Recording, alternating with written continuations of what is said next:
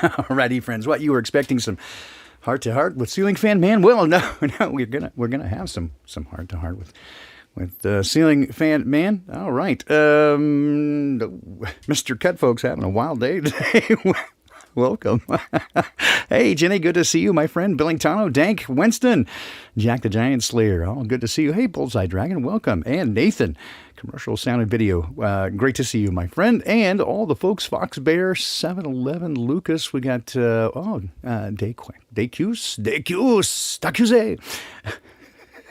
Sorry, that's en français. Natalie, hey, good to see you, my friend. And let's see who else we got here. We got Dean HD. We got Mama Lungs and Baby Lungs and all the folks here. Great to see the usual suspects indeed. Well, it has been quite a week, certainly. Let's see. If you missed it, well, you missed it yesterday. There was a wild time I had with Chief Crow and the Flat Earthworms. Just mostly Chief Pro. It was very interesting, and a thing that we had didn't know if it was going to work or not. We actually jammed live with a very strange delay caused by, of course, Skype, which makes it almost impossible for people to do music things in real time. But we got through that, and we couldn't see each other, and we didn't have any idea what we were doing, but it was awesome. So we had a great time with that. And so I said, if you didn't think it could get any weirder, well, it certainly can, because we are going to be joined tonight by the weirdest guy I know, well, other than me. And that would be Ceiling Fan Man. Good. I was almost going to say good morning. Good afternoon, Ceiling Fan Man. Are you there? Yes, I am. Good afternoon. Can you hear me? I can hear you perfectly. Ceiling Fan Man. Woo! Woo! Welcome, my friend. What gives on your side of the plane? I mean, 35 miles away from here, I think. What gives? What gives? Yeah. What's happening? What's the haps? What's the happening? Yeah. What's the haps? How's it hanging? How's it going? Yeah. Don't tell me how it's hanging. I'm just like I think I've become almost like an internet junkie. I seem like I'm everywhere now. So I'm gonna have to go on some kind of rehab besides on and on and on and on that we're both in. Yeah, we are founding members of that, along with Wayne McCroy, the On and On and On self-help group for those of us who just can't shut up. No, but it's been fun. I've been talking with Brian and Tommy and a whole bunch of people, and I saw that. It's good to just keep getting this tribe together. You bet. Just so that we can know that we're all not crazy. The whole world tries to tell us we are, and if we didn't have someone else to bounce things off of, and you're all by yourself, you might start to think that. Yeah, they do try to gaslight us. That's for sure. I watch. I actually sneak in and watch you and Brian and Christian Knapp and the boys, and I'm like, I'm not invited. I don't feel like one of the cool kids, but what? That's all right. No, I don't know. He's just he's been testing out his systems and stuff. I saw that. So I don't know, when you need someone that you call at 9:00 at night, say, can you get on? Then I guess I'm the guy. So well, it's better than him calling me at 9:00 at night and saying, can you get off? Because then I would be like, yeah. Here we go. Good night, everyone. Thank you for coming. And thanks for playing. Nice party. So, speaking of thanks for playing, I know that you are a big fan of games, and so I brought a game with me today, just for you, that you can play. Excellent. You could play along with me, and the folks at home can play as well. There are no. I was going to say there are no prizes, but you know what?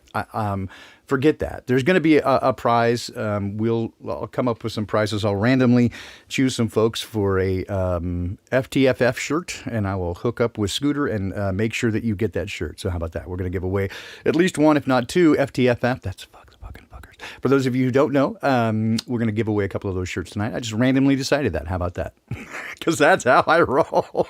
Fantastic. And I don't have any Chief Crow, the Flat Earthworm shirts to give away. But that was really amazing. I don't know if you caught any of that, but if you don't do drugs, all you have to do is just listen to that stream, and you'll be all set. Oh, and I saw some in the chat said they just put up a ceiling fan. They feel closer to me. So good on that. Exactly. And We're brothers in arms. what's remarkable is the YouTube algorithm still doesn't quite know what to do with you, No, I because know. I watch I watch so many of your streams that it keeps suggesting to me like how to repair a ceiling fan, or Uh-huh. all the ceiling fans in my house, or the new ceiling fans this year. Think what happens on my end. I get it constantly, Oh and yeah, then I have a lot of. And I'm not asking for more. I love you all, but I got a lot of people that send me just random pictures. Of course, memes I always take, but pictures of like somebody had a ceiling fan on the side of the road, said free. And they send me that. It's really nice, funny. nice. And you'd be shocked how many times in a live stream, not only do people shoot the camera at the ceiling fan behind them, or they just set it down of only the ceiling fan, and it's such a great name. It was so organic, but That's it's good. just so funny that. And response to a couple of chats. So Trey Clark Theories paid $4.99 to get his name said. So there you go. He's also woo, Oh, yeah, well, he's also the performer of the Poppycock Report theme song, which you can hear on this channel every Tuesday and Thursday, right along with Rose 777 and Karen B and whoever else we managed to pull in and challenge the dudes, because boy, that is some poppycock going on. So thanks for that, Trey Clark Theories, and also thanks for the $4.99. All right. And as I call it, it's the "Why So Frickin' Early" song. The Why So Free, yeah, exactly. Well, it used to be the Naked As He Can Be, and that always made Rose uncomfortable. So, Oh, is that why you changed the? No, I just the whole question, the "Why So Frickin' Early." no, the original version said, Rose and Baldini, naked as he could be, and she just didn't No, want it. I'm questioning why you have to do it so damn early. Yeah, so did he. So did he. Yes, I always say your name, Trey, usually when I'm taking a shower. Okay, we got that. So back to our game. We have I have a game for you, and we'll play this game. We're going to call this Real or Fake News. Real or fake news. And this was for the super chat. You gotta do this, so. Okay, what? All right. On D Live, when you give somebody lemons or something, Yeah. you get this noise. And since Brian was testing it out and we were all in the room, everyone just kept dropping lemons, and he couldn't hardly get a word in because there was just all these ducks. So That's awesome. I think he shut it off. Yeah, I was wondering what the quack thing was. People keep dropping quack in my chat. I'm like, what is? I don't. It's just because it looks like a duck. James in Germany is carrying this torch for this one, and Okay. But I do find it funny, so there we go. Okay. But yes, on with the game. On with the game. So let me find gotta find my list here. I have a list of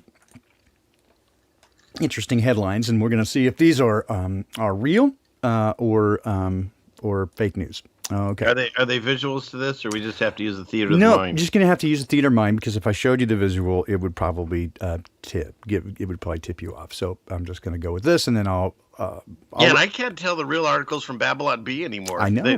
They're the same. well, that's what I was going to call it. I was going to call it B or not B, but I didn't want to get a copyright strike. So because, of course, Chief Crow, he was not content to just have a regular conversation with me, and I realized that very early on. So took a hard turn there and just did just did music, but. He insisted on playing music, of course, that wasn't his and wasn't mine. So, of course, we got a copyright claim on that. I was like, you? yeah, Oh, not a strike, but just a claim. It's like, oh, dude, I told you it was coming. He's like, well, I didn't strike you. I'm like, yeah, okay. I'm excited. I actually get to go back on my regular channel this week. The one ban finally got lifted, so Nice. I can go back on it. So you're a one-man band. Oh, okay. A one-man band. Yeah, yes. right. Okay. Yes, exactly. Right. Okay. So, Jokes don't get any better. They just are more often. all right. So, a work errand to buy dish soap leads a man to a $1 million lottery jackpot. Real or fake? That has to be real. Final answer. Final answer. Let's see. It is, in fact. Oh dear. It's a real story. Yeah, but I'm doing that in air quotes because they're all fake. Exactly. That's a fake real one. That was my other point, right? Is that even when they're real, they're fake news. So it's a fake real. Well, here are my choices. That's either fake or real. Fake real. Yeah. Right? So and that's the thing, is that you already kind of busted the whole premise of the show, is that even when it's real, it's fake. Oh shit! Sorry, I jumped ahead. No, you're too smart. You're too smart for this. So well, you asked the smart friend to show up, and since he couldn't, it was me. Yeah, exactly. Yeah, exactly. And that's what happened. Exactly what happened. All right. Okay. So that's real. A guy was sent on a work errand to buy some dish soap and decided to buy a lottery ticket, and it says he won $1 million. So there's that. Okay. Let's see here. An overturned tractor trailer spills syrup onto Pennsylvania highway. Overturned trailer. Yeah, I'll go with that one's a fake real one also. Okay, and as it turns out, that one also is a fake real one.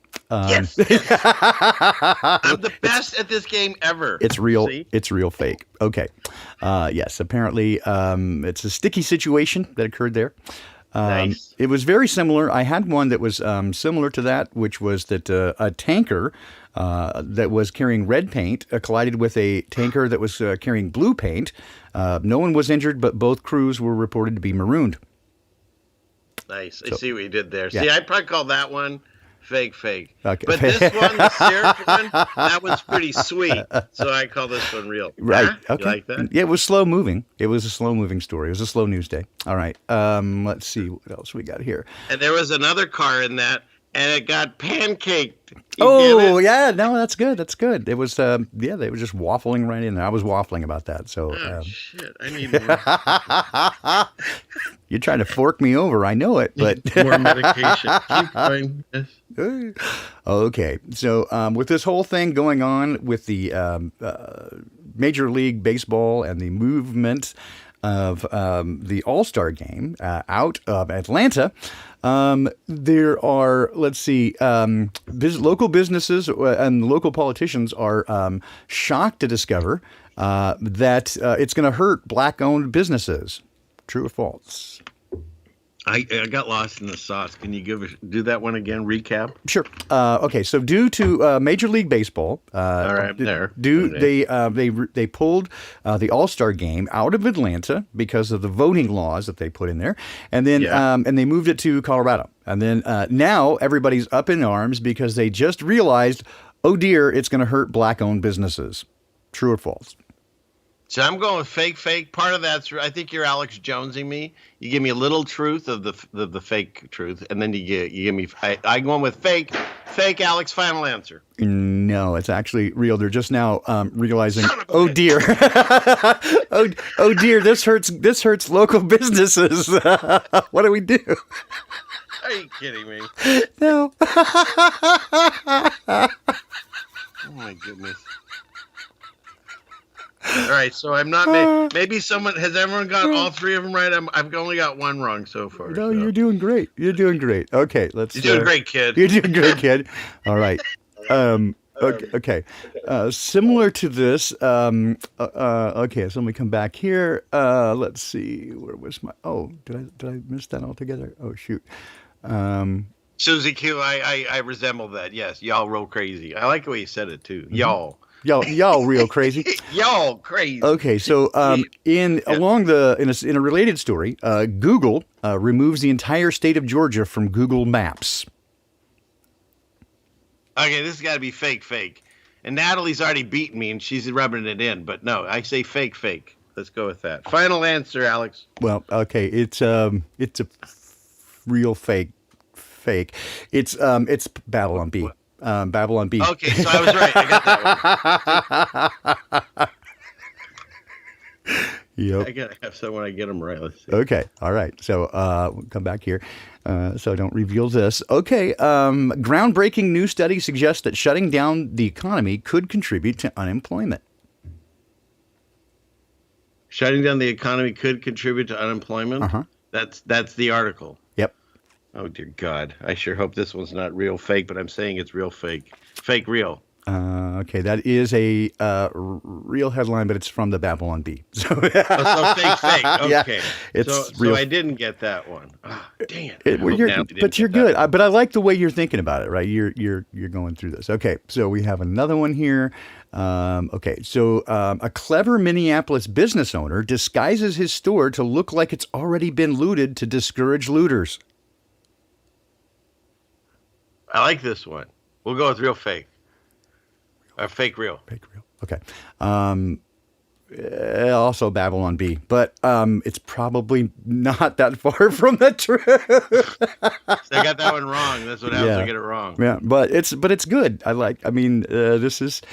Here's the thing. It's hard to tell these days. Oh, I know. It's ridiculous. I like how he did the BLM, too. He's got to cover all bases. Yeah, all the bases. It's good stuff there. Let's see. Back in the day before I woke up, my favorite bumper sticker I ever saw, because it used to drive me crazy with bumper stickers, and people signal all the different things that you're supposed to understand and believe that they know that you don't. And my favorite one was nuke the gay whales for Jesus. I thought it encompassed everything, all the virtual signaling in one thing. Oh, nice. Okay, here's one for you. Website offers $1,000 to binge watch home improvement shows. Well, I get that has to be fake real. I mean, that's pretty much what they want everyone to do. That is a real headline. Yeah, that's a real headline. According to UPI, a website is offering a remodeling enthusiast $1,000 to watch at least 10 episodes of 3 different home improvement shows, TV shows in a month, and document the experience. So that is a real headline. I got that one right. Yeah. Let's see. The audience is real thrilled. See, a Japanese woman is named the world's oldest office manager at age 90. No, this got to be older Japanese woman. That fake. I say fake. Fake. That is a real headline. Japanese woman, 90, named the world's oldest office manager. She's been there since 1956, and she's just gotten a Guinness Book of World Record for being the world's oldest office manager. Dang. I was doing good. Okay, you were doing great. No, it's the good stuff. Let's see what I got here. It's okay, people. I'll get the next one. I don't know why they're all so upset. All right. That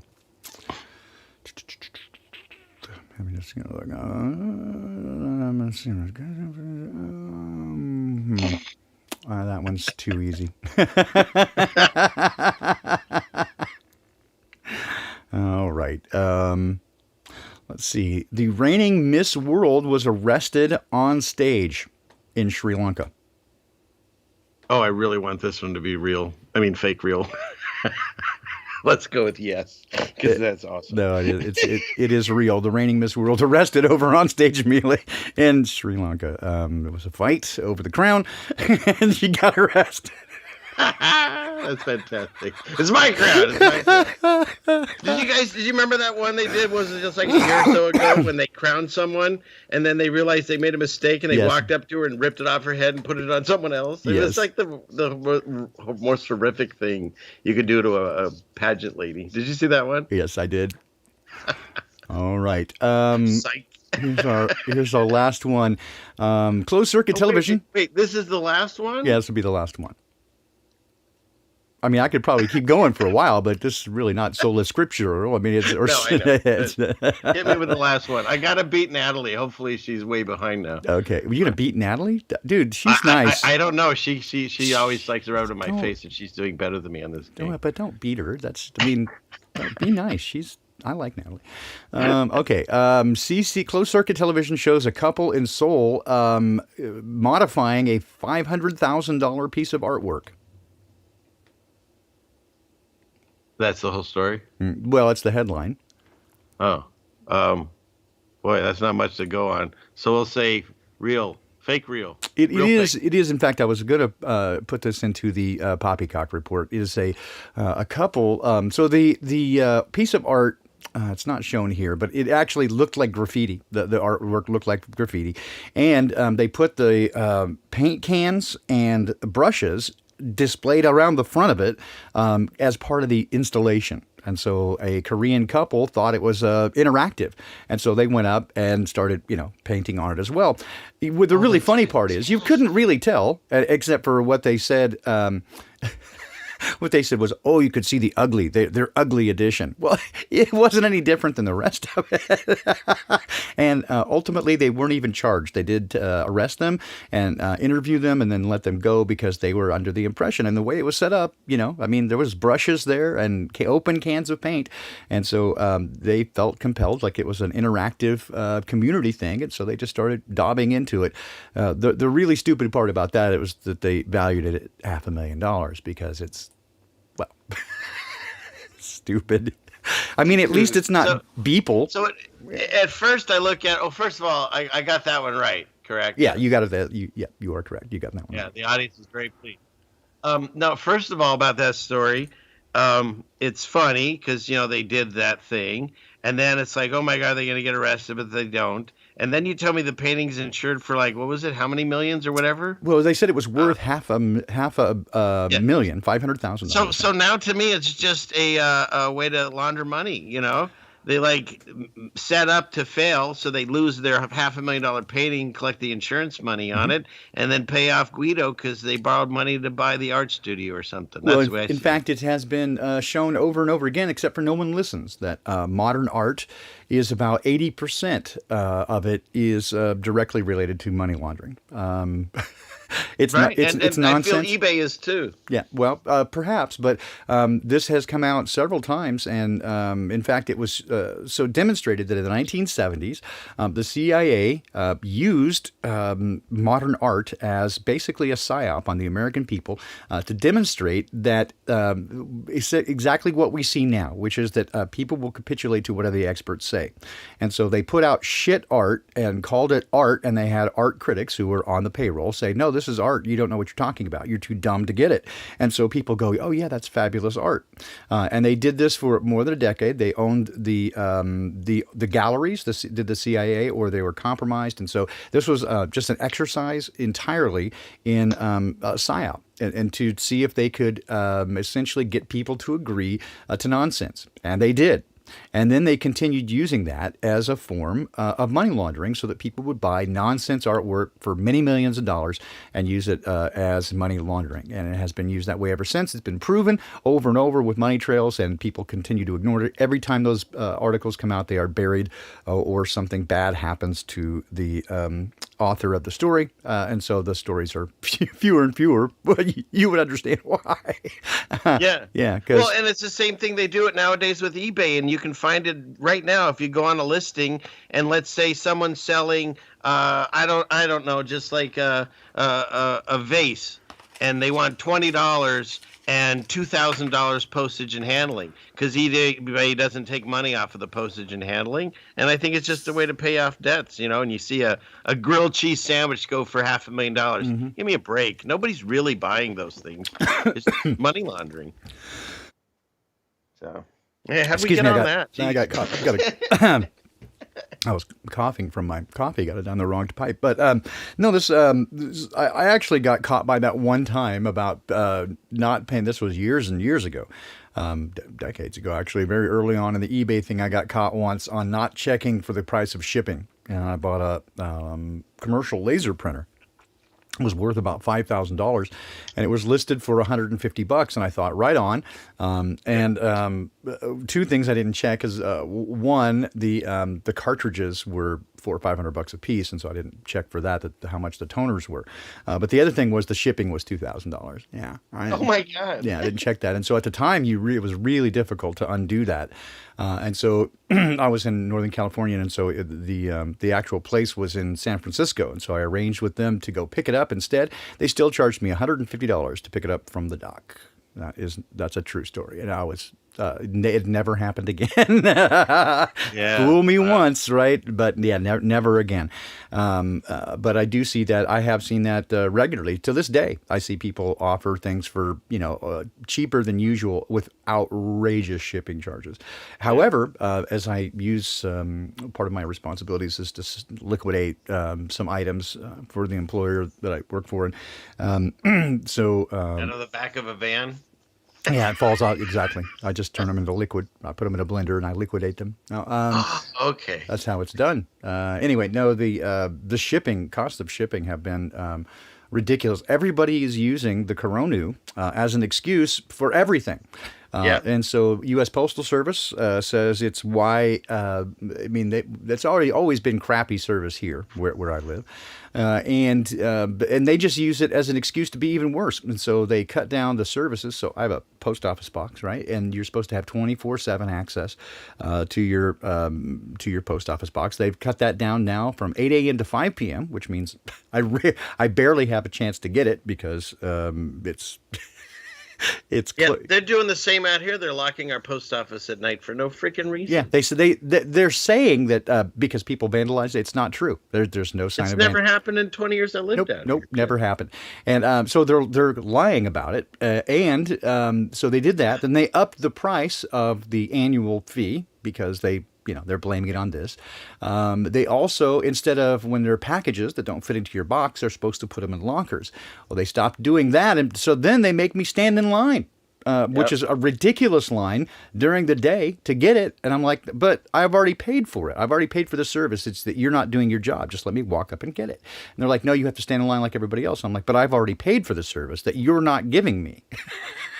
No, they're still, and I've had enough. I've had enough with all of it. And so they do the same thing. So they're saying, from the very outset, almost as soon as they got people, to put on the face muzzle thing, they started saying, oh, there's a coin shortage. Never was, never has been. They just instigated that. It's just all lies. They say whatever they want, and people go along with it. It's remarkable. And I've had quite enough. Thank you. I was just talking about the coin shortage yesterday or the other day to someone because, I have a coin somewhere right around here that it's an old trade coin from like the 1800s. It's still around, There's tons and tons of coins. They never go away. So the only time that there was a lot of coin shortage, if there was going to be one, is when silver was like, I don't know, getting up to close to $50 and people were melting down the 1964 and earlier coins. But even with that, there's still plenty of coins. Mm-hmm. It's all just BS. And if you indulge me for just a second here, there was an article in the Atlantic that just came out today, and I found it really intriguing. It just for a second here, I'll read you real quick. It's not much. You ready? Yeah, sure. This is honest to God an article in the Atlantic, one of the really good papers or magazines. All right, okay. Imagine it's 2026. A man shows up in the emergency room wheezing. He's got pneumonia. It's hitting him hard. He tells one of the doctors that he had C-19 a few years earlier in late 2021. He had refused to get vaccinated and ended up contracting the virus months after most people already got their shots. Why did he refuse? Something about politics or pushing back on the government control or a post he saw on Facebook he doesn't really remember. His lungs do, though. In the end of the day, he's on a ventilator.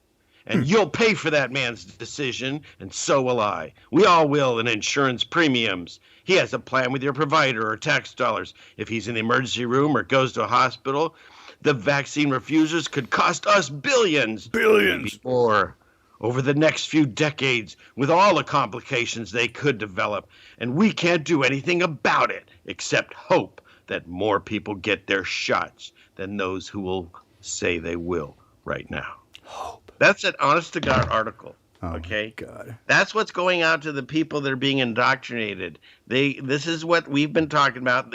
They're trying to turn the zombie, the mask wearers, the people that believe in the whatever against us. Yeah. Because they don't have the police force to do these things and find these businesses and shut these stores down, but they're going to enlist all of us to do it against ourselves. Biblically written. Oh, yes, they are. They're doing everything everything they can. I was pulling up some stuff here, but yes, they've got, if you just do a quick article search for anti-maskers, you'll find hundreds of articles where they mock, denigrate, and do, pretty much call you everything but a decent person. Everything but a decent person. And they just make shit up. It's again, social engineering at its most obvious. So Yeah, making shit up. They just today they are this week they figured out the inner core of Mars now. I mean, it's nonsense. They just say stuff and people go, "Wow, that's fascinating." What are the Kardashians up to now? right. So here's from the Journal Inquirer. Our view: anti-maskers put themselves, others at risk. They just, and that's the most gentle one that I found. Some of them actually use bad language. But I was going to mention, you said the price. I saw somebody in the chat mention it. I saw actual photos from Facebook of, hey, exactly twice. Commercials on a video. Yes, Nathan, that's I say that frequently. The cost of OSB, which is 3/4 inch, just flooring material, typically runs about $9 per sheet. And you can, I saw at Home Depot, somebody had a photograph of that. It had gone from $9 a sheet. Of course, it went from 11 to $15 a sheet. Then it went to $45 a sheet. That's what it is at Lowe's right now, is $45, $48.40 a sheet. I'll show you that. There's $48.40 a sheet. And somebody showed a picture on Facebook at Home Depot showing it at $95 a sheet in Houston. Holy sheet! Holy sheet! That's right. So that's what you got, and that is again. Is that a result of an actual shortage? No, I don't think so. I think that's just again. This is what I've said over and over again about people with the the Second Amendment thing is they go, well, how come if they're trying to take guns, how come when one of these false flag shootings happen, then people go buy a bunch of guns that just make them illegal? I'm like, they can sell you all the guns they want. As soon as shit hits the fan, you won't be able to find ammo. Good luck. Yeah. Good luck beating. Apparently, it already happened. A lot of they've Exactly. been playing with shortages on that too. That's what I've been saying for about 5 years, and suddenly here it is. Nobody can find any ammo. And a couple of reports I got that the ammo that they did buy, about 30% of it was failure. It fizzled. I mean, actually malfunctioning ammo. So it'd be very interesting to see what happens next. So again, I've said before, and we'll get back on track here, that this battle is not a battle of flesh and blood, and we're not going to win this battle with guns and ammo, right? That's not. Yeah, that's the ironic part about it. It's like everyone's scrambling to get that, but you probably need very little, if any. Yeah. Honestly.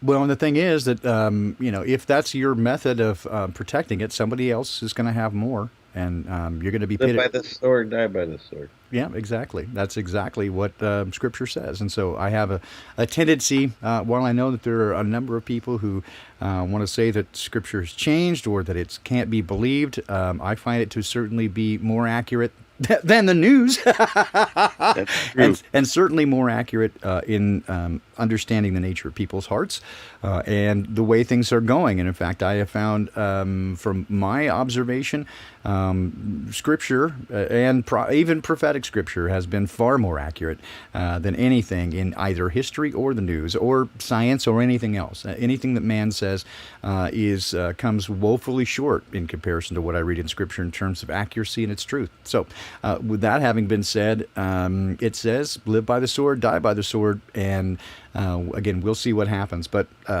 my take on it is, again, those sorts of tools won't be of much value when shit really does hit the fan. The way I look at it, like anything, those are just more a deterrent.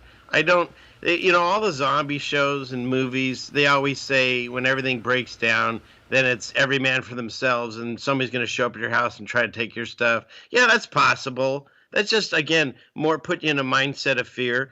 When you think about it as human beings, I mean, although there's some monsters out there, but on average, when it comes down to you're starving and you need help, you're not going to grab your gun, go to the nearest potential farm that has food, pull your gun and say, give me all your shit. No, you're going to say, I need help. My family's starving. Can you help me? And guess what that farmer's going to do? The same thing Jesus teaches you. Yeah, what do you need? We can feed you. We'll help give you some clothes. Maybe you can help work and figure this stuff out or help you on your way. The percentage of people that are going to pull out guns and say, give me your stuff, I definitely, in my head, I find it probably a very low number. It's more just a fear thing. And again, if someone shows up and they're hungry and they need food, I'm going to feed them. That's my teachings, you know. Now, let's say it's somebody like, I don't know, Bill Gates or Hillary Clinton. I might take a pause, but I'll probably give them something. Maybe not the best food. I'll give them something, maybe all some right. of their dog food or something, and I'll send give them on them their way. something. But you know what I'm saying? It's like, that's how I feel it'll be if things break down like we kind of feel they could. People are going to be needing each other. And so you're either going to choose to join the government system and go wherever they want to send you, get in the boxcar, we got food for you somewhere, or you're going to try to figure your stuff out. And you're not going to do it by waving guns all around. You're going to do it by building communities of the people that are still there trying to figure their stuff out. And that can only be done through God and having a spiritual connection to the Creator. Because he says, if you do that and I know who you are and you're in these times, I'll watch over you. He protected Daniel. He watches over the birds. They never wonder where their food's going to be the next day. He certainly can watch over us. So just make that connection and prepare and be ready to help others. And I think that's how you get through it without guns. What do you think, sir? No, I'm right on board with that. That is what I feel that my role is right now. And so, you know, I go to the New Testament again when, you know, I hear people within the truth community talking back and forth about what we should be doing as we observe these things. And there are some who say, right, that we need to be trying to wake everybody up. And yes, I think that is a role for some. I'm sorry. Yeah. But you gotta read. You gotta read what PRD said about Hillary Clinton. Sorry, didn't mean to Yeah, PRD says if Hillary Clinton shows up at your doorstep, you have more problems than she does. Yeah. That's awesome. I didn't mean to interrupt you, but I couldn't help it. That's good stuff. Yeah. So let's see. You side railed the whole show. Yes, but that is good stuff. You were talking about how awesomely right I was. That you're gonna. I was telling you how amazing that you were. So that ultimately again so people say, you know, we should try to wake up people, and again. Yes, that's one thing you can do. But if everybody's trying to do that, then so here's the thing. We're all given different roles to play. That some are, I'd say that would be sort of evangelistic, right? You're going to go out and you're going to try to share this information with people. So that's for some people. Other people do what's called helps, right? And they help others within the community. That's what I feel like my role is right now, is to begin preparing now. And to try to, again, find a group of people who are willing and ready and able to begin setting up for the probability that when those of us who will not accept the things that they want to make us do, when we have no place in society, that they have a place to go. And so that's where I feel called to do right now. And so I'm going to do that. And that's what I feel called to do. Does that mean everybody should do that? Well, I don't know. It just means that's what I feel compelled to do and what I feel led to do. And so I'm going to do that. But it sort of reminds me, I'm going to tell a little story, okay? Just reminded me of this story about an old dog that he was starting to chase rabbits and made him feel young again, right? Just chasing the rabbits. And before long, he realizes that he's lost. And so he's wandering around and he notices a young lion headed in his direction. And he looks hungry. So the old Doberman kind of thinks, oh man, I'm in deep poop now, right? And so he notices some bones on the ground from one of the lion's last meals. And so he kind of goes over to those bones and settles down to chew on the bones just puts his back straight to the lion. And the lion's coming up and going, what the hell? And so just as the lion's about to leap on him, the old Doberman looks up and exclaims loudly, he goes, oh, that was one delicious lion. I wonder if there's any more around here. Of course, hearing this, the young lion halts his attack in mid-stride, and a look of terror comes across his face. He's like, holy shit, this Doberman's mean. And so he runs away. Phew, says the lion. That was close. That old Doberman could have eaten me. Of course, meanwhile, there was a squirrel who had been watching this whole thing transpire from a nearby tree. And so he thinks, hey, I can put this knowledge to good use, maybe trade it for some protection from the lion.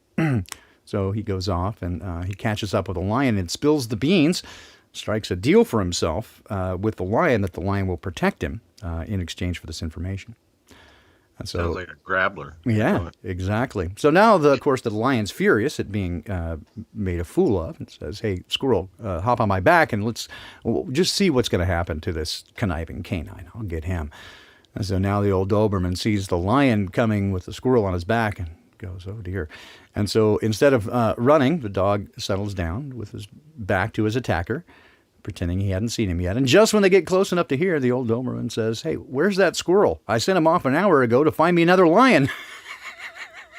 That's fantastic. I like it. And so, the moral of the stories is that the exuberance of youth, you can never outwit us old. I like it. Yeah. The exuberance of youth is no match for the treachery of age and wisdom. And of course, I love stories with talking animals. Me They're too. definitely on my list. I heard Like the bear that went into the bar and he could talk, and he walked up to the bar and he said, hey, bartender. And the bartender looked at him. Wow, there's a bear that can talk. Okay. He walked over. He goes, what do you want, bear? And the bear goes, would you get me a beer? And he goes, well, yeah, I'll get you a beer, but what's with the long pause? And he goes, oh, I was born with these. Nice. Yeah, that's good. No, that's good. But, but that it didn't turn out the same way for the bear. He went to another bar. In fact, he brambled through the blackberry bushes all the way to a bar in Boston to order a beer. And the bartender says, we don't serve bears. And he says, but I'm a bear. I brambled through the blackberry bushes all the way to this bar in Boston to get a beer. And I want a beer. And he goes, no, we don't serve bears. Because he doesn't like Owen Benjamin, I guess, and so he says no. He goes, if you don't give me a beer, you see that blonde with the big bouncy boobs in the corner. Well, I will eat that blonde with the big bouncy boobs because I'm a brown bear, and I brambled through the blackberry bushes all the way here to a bar in Boston to get a beer. And he says, nope, we won't serve you. So he goes over, true to his form, he goes over and he eats the blonde with the big bouncy boobs and comes back and says, now, how about that beer? The bartender says, no, I couldn't have served you before, but I sure can't serve you now. He says, why not? And he goes, because that was a we don't serve bears on drugs. He's like, what? That was a barbiturate. Oh, my God. Oh, wow. Okay, we're going to give you that. That was... You get this just for the fact that you could say all those words with B's in it and not trip over your tongue. I could have never done that one. That was good. I like that. Well, it's because my wife is very happy with me. I do regular tongue push-ups. I see. Well, we're way far away from the scripture part. Let's maybe get back to that. Way back in. Okay. Reel it in, Baldini. Song of Solomon? What? You never heard about that? No. It's yeah. So. I'm so sorry. We got on the bear jokes. Yeah, shoot me now, says Flat Earth. I'm so Thanks. Sorry. Yeah. I'm just brewing up some new ones. I know you can hardly bear it. Yeah. So we're barely hanging on. I know. Okay. I'm like a bipolar bear. Anyway. Yeah. So no. No, You're giving me pause. Yeah, right. Exactly. Long pause. And good night, everyone. Okay, where are we at? What are we talking about? You said you had some things we were going to talk about. You almost got me started with more bar jokes, and I realized that those were just as bad or worse. So I better not go there. Save those for your night stream. Yeah, I'll save that for later. No, I did have some things that I was kind of looking at. Comparing the news to what we see in Scripture, but I think, man, I don't think we have to belabor the point Jesus said, as it was in the days of Noah, so it will be. And many people have often read that, of course, to mean that, people marrying, giving in marriage. That's what he said. And so they're just that things will be the way they always were. But when we look very closely again at Scripture, what we see is that the things happening at the time of Noah are very much like what we see now in terms of the changing of genetics. I don't know if you guys noticed in the noodle cam, the background, what that was. I can't really switch it to that because now the noodle cam is in a place that would be awkward. The real noodle cam. The real noodle cam, exactly. But yeah, the DNA has been changed, and that's one thing. The other thing is that if you weren't familiar with the story, that Noah preached for 120 years while he was making the ark, and up to that point, they'd never had rain. They weren't familiar with rain. That water just misted up from the earth. And so the idea of there being a need for a boat out in the middle of a field was ridiculous to them. They mocked him for 120 years as he and his sons built an ark. And even more than that, it didn't rain right away. So they had this thing built just sitting there, and then they were still mocking him like, what our person. Mm-hmm. And even then, when all the animals supernaturally showed up and go inside, and then the door closes on its own, they're still like, okay, that was weird, but I don't know what kind of magic trick you played, but and then when it did start to rain, they had the hubris to go, hey, let us in. You're a bad person. What an asshole you are. You won't let us in. For 120 years, he told them to get in, and they said, screw you. No, it's exactly what we're going to see, I think, in the coming, I don't know, I want to say months, but what we're going to see is as we begin to prepare for these things and set up places that we can survive, there's going to be a number of people, including some of your family and friends who have been the ones most likely to mock you for your views on things and go, help me. And you will have I think a decision to make at that point of whether or not you can help them. And that's going to be up to you. I'm not suggesting that you don't or that you absolutely do. I think that each person is going to have to go and search their own heart as to whether that is a good idea at that time. I think that I have considered this, and I think that there are some cases in which I would, some cases which I wouldn't, and mostly I don't know until Dad tells me how to respond to this. But what I do know is that right now what he's telling me to do is to close the doors here and get ready to go somewhere else and begin a place that we can learn to sustain ourselves. And that probably even that will be somewhat short-lived in that we'll have to do it again elsewhere. I mean, I know that seems like, wow, it's just wasted effort, but I don't think so. I think it's doing exactly what Dad asked. And so that's what my plan is right now, is to get ready to do that and try to prepare for people who can now, and even those who want to but perhaps can't right now, to make it ready for them. So we're going to do that, and I know that you have begun already. I mean, you got chickens and turtles. Yeah. Now we have chickens. We're building fences to maybe do goats. This is all brand new to me. I love goats. I never did any of this before, but like you said, we all have different paths, but definitely just find your spiritual connection. It doesn't have to come from a book. Just find it and then prepare. There is a joke. I think we've told it before. I'm sure our family has heard it, but about the guy that and there was a flood happening, and these people came by and said, "Get in our car. We got to get out of here." And he's like, "No, God will protect me." And then the waters got higher, and so somebody came by in a boat to this guy at the house. And he's like, "Hey, get in the boat. You're going to die." And he's like, "No, God will protect me." And then the water got higher, and he ended up on the roof of his house. And then a helicopter came over, and a guy came out of it and said, "Hey, grab the ladder." And he's like, "No, God's got me. Oh, don't worry." And then, of course, the water gets too much, and he dies. He says, "God, where were you?" Yeah, exactly. He goes to see God. He's like, "Where were you?" And he goes, "Dude, I sent you a car, a boat, and a helicopter. You could do Yeah, something. what You do you know what I want? mean?" Yeah, what do you want? I said you a car, a boat, and a So, helicopter. What do you do? yeah. So it's like that's the way I see it. It's like we're not just supposed to. Those of us that are in this chat room right now, God blessed you by awakening you. I know sometimes you look at it and go, "Oh, this is a nightmare I'm living in. Why am I here? Why me? Why me?" But for whatever reason we're here, either you chose it or God chose it for you because one of you or both of you realize that you're stronger than some other people that are going to experience this. And we chose or he chose us to be here as his liaison to help those people. And the reason I know it's a blessing is look at all the people that don't know what's coming. And I'd rather know that the train's coming and try to see if there's something I can do about it than just get hit and not even realize it was on its way. And so that's the way I look at it. It is a blessing that we're awake. And then you choose, what do you do with that?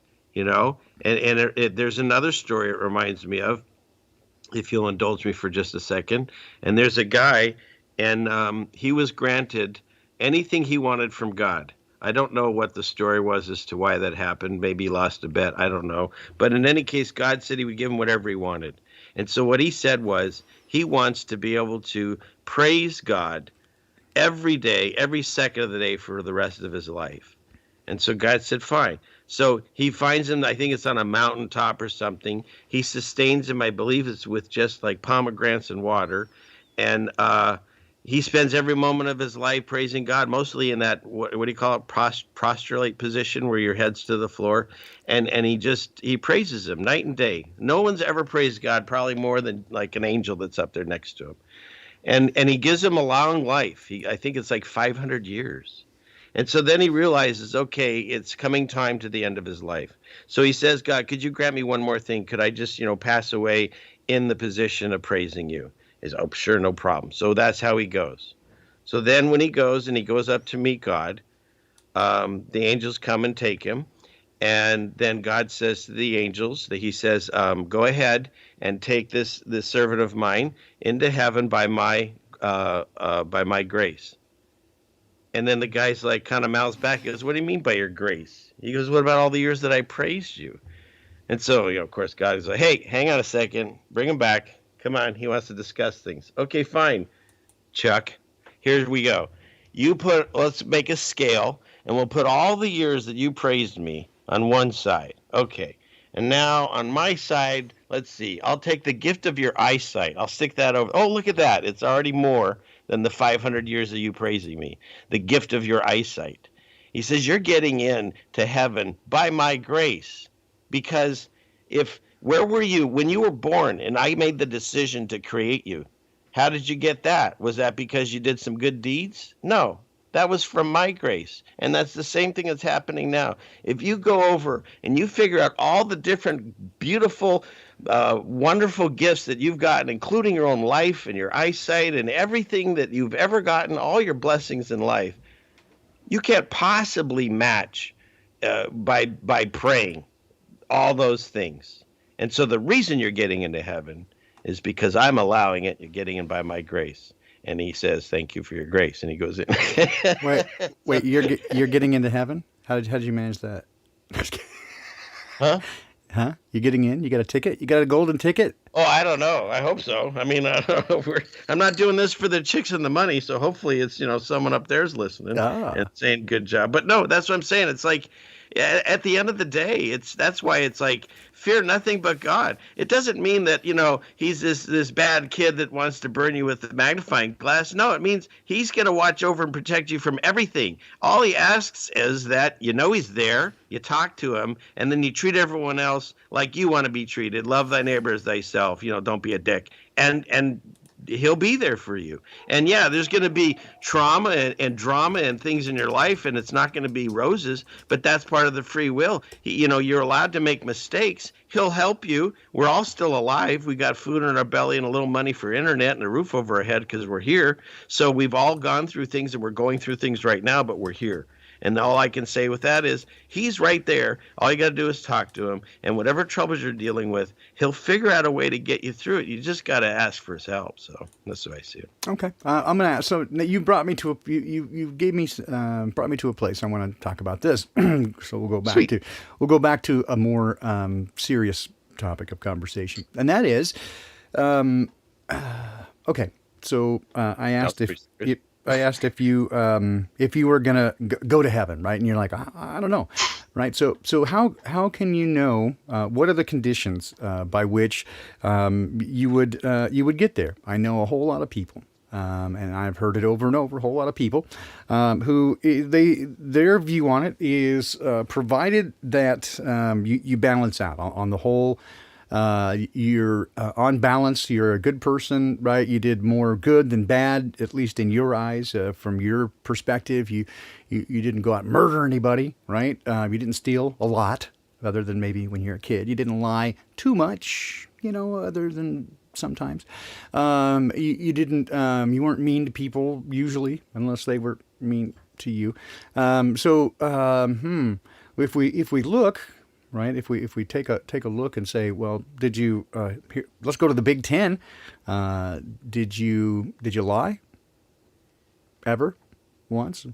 Okay. And so So if we did break those rules, so again, most people have the view that as long as you're not a horrible person and you did okay and weren't intentionally bad, that should be enough. How can we know? How can we know if it's good enough? How can we know what our situation's going to be? Any idea?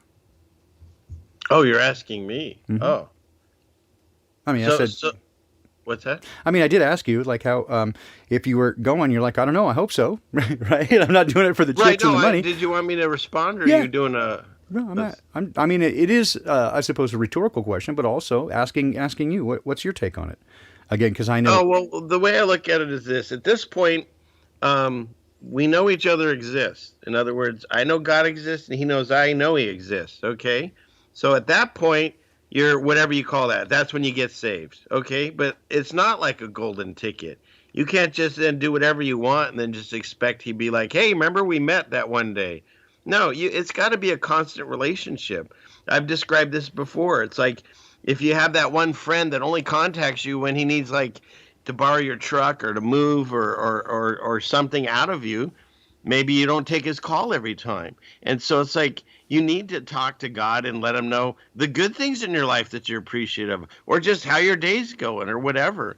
And as you taught me, why they say keep Sabbath holy, which we most likely figure Saturday, it's not a punishment. It's kind of like, well, shoot, if everyone tries to talk to God on Sunday and that's his work day, he's pretty open on Saturday. So he lets you know, hey, if you want to talk to me, I'm available real easy on Saturday. I like that idea.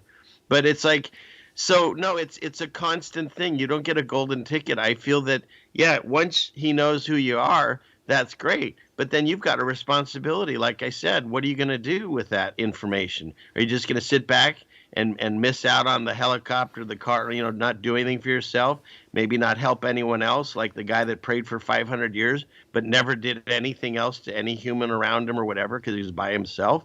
Or are you going to take that knowledge and then do teachings and try to teach other people, not just the ways of Jesus, but that God exists and the way to get to know him? And I believe if you're doing that, that's your golden ticket, but it is something that has to be maintained. You can get into super good shape, then stop going to the gym and eat Cheetos and drink Gatorade or whatever and get really fat. You need to continually work that spiritual muscle and also the muscle of helping other people around you.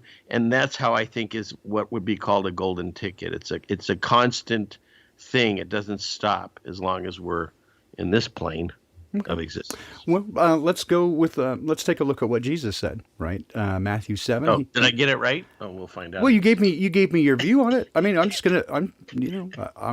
even. Shoot, I hope I get it right, and I hope Natalie doesn't get it right. She keeps beating me in these games. Go on. I'm not even saying that. I have all the answers. I'm just looking for. I'm looking for what what information we have available and you're going to eat. Okay. So No, I'm sorry. I'm crunching ice. I can't wait to hear the Okay. answer. So, sorry. Well, I mean, so Jesus said in Matthew 7, he said, "Enter through the narrow gate, because wide is the gate and broad is the road that leads to destruction, and many enter through it. But small is the gate and narrow is the road that leads to life, and only a few find it." So that would indicate to me that the idea of, as long as you're a little bit better than you are bad, then you're good. That doesn't seem to jive with that. Continuing Matthew 7, this is verse 21.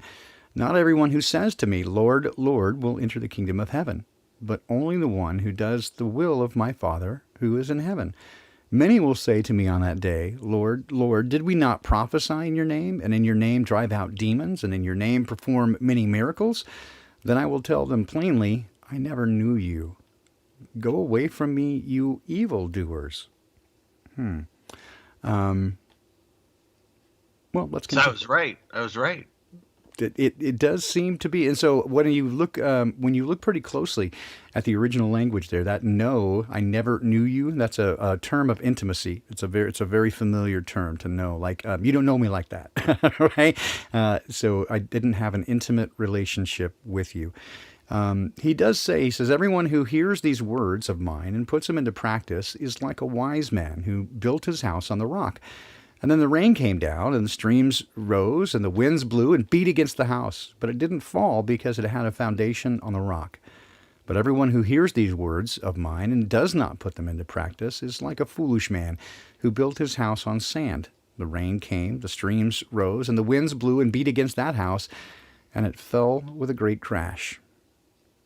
So again, he says again pretty clearly, and I think you can go back to James, and I've mentioned this before, that get through the first couple of chapters of James. It's pretty remarkable. But James is very clearly says, "Don't be just hearers of the word, but doers also." If you listen to it and it doesn't affect you, you're like a person who's looked into a mirror, and as soon as they leave, you forget what they look like, right? But basically, that this relationship needs to change your heart. It is all about the relationship. It is not a matter of the information that you have. And so this is why I reject the idea of a Gnostic religion, that information is going to get you any further than simply having the information. Okay, that's great. You have information, but it's not going to get you anywhere. It doesn't close the gap. It is only that relationship with your Creator, because he said clearly, I don't know you, right? Why would you want to be in the presence of someone you don't know? And again, from all the experience that I have and from everything that I see and read, that people who encounter the Creator and don't know Him are terrified, and they want no part of it. They literally hold their hands over their eyes and ears, and they screech, and they don't want anything to do with the light. That's my experience with those who, who have this view of they just want to be left alone. I'll figure it out on my own. And I've said before, it is much like the Titanic, right? We're all sort of on this boat. It is sinking. You didn't run into the iceberg. It's not your fault. But you're on the boat, and it is sinking. And everyone aboard will die. It's not your fault. But that's the way that it is. There is an offer to get into a lifeboat. And many people are like, "No, that's okay. What if the what if the lifeboat? What if I don't like it there? Or I'll just do that myself. I can swim. I can swim." That's what it's like when people want to reject the offer of salvation through Jesus. No, I got this. Well, what if it's not real? What, you're going to be embarrassed? I don't. It strikes me as pride. It strikes me as a kind of pride to say, "No, thanks. I got this. I don't want anybody else's help. I got this," right? And all the evidence is that you'll sink, and I don't want to see that happen to anybody if you have the opportunity. Well, I'll throw a Jesus parable at you that reminded me of what you were talking about. And he told a story about a farmer that had two sons. And he asked the first son, "Can you go out to the field and go plow it?" And he said, "No." And then he repented to it and he said, "Oh," and he went and did it. And then he asked the second son, "Will you go out and do the field?" And he said, "Oh, absolutely, father." And then he never did it. And so it's like, which son listened to him? See, it's the one that said he would do it, but then actually didn't. It's the same thing you're talking about. Yeah. It's like the people that say, "Oh, I know the Bible, I read it, or I go to church every Sunday," and say "Our Fathers" or whatever, and then go watch football, whatever. No, that's the guy that shows up and goes, "Hey, Jesus," and he's like, "Who the heck are you? I never saw you. You didn't talk. We didn't hang out. Nothing. So no, I don't know you." Yep, that's Matthew. That story is found in Matthew 21, the parable of the two sons. Yeah, Jesus is great at stories, He's even better than us. really, really good at stories. So again, I think But isn't that interesting though? That like you and I and other people, we're kind of I guess the not as cool as the cool kids. We're the people that talk about Jesus a lot, but whatever. It's like all we're saying is this: we're not trying to indoctrinate you into cult. We're not trying to force you into reading the Bible. We're not trying to do any of that. We're just saying, here's my experience. I believe this is where we live and this is what's going on. And if you start acting like this, good things will come to you. And if you don't, you might get a lot more of the darkness of the world hitting you. Now, you don't have to believe what I'm saying, but if you don't believe in it, and then all this stuff happens, well, then it's kind of like I told you. And if none of it happens, what does it matter? Like, I'm just over here saying, try to, see if we can treat everyone better. I mean, that's not bad. It's like, I don't see where the negative side is, other than the culture of the society has taught us anybody starts saying anything about God or the word Jesus, they're a religious nut job. And what's really funny is most of the people I know now that talk like this, none of us are religious. None of us set foot in a church or a synagogue or anything close to that. Most of us just do our own thing and do our own spiritual path, or maybe go on YouTube, and that's about it. Yeah, I agree.